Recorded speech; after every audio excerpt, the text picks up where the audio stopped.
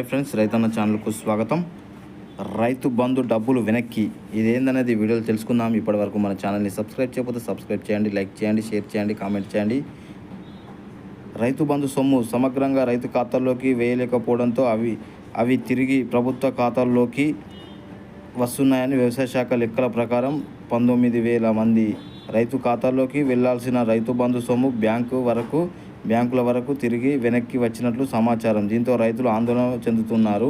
రైతు బంధు సొమ్ము వెనక్కి వచ్చినట్లు లెక్కలు తీసిన వ్యవసాయ శాఖ అధికారులు వాటికి ఇంకా పూర్తి స్థాయిలో సరిదిద్దు లేదు. దీంతో రైతు బంధు చెల్లింపులు ఇంకా ఆలస్యం అవుతున్నాయి. కారణం ఇవే.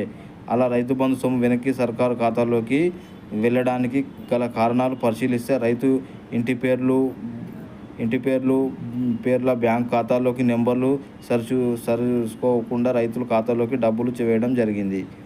ఇప్పటివరకు మన ఛానల్ని సబ్స్క్రైబ్ చేయకపోతే సబ్స్క్రైబ్ చేయండి, లైక్ చేయండి, షేర్ చేయండి, కామెంట్ చేయండి. జై జవాన్, జై కిసాన్, జై భారత్.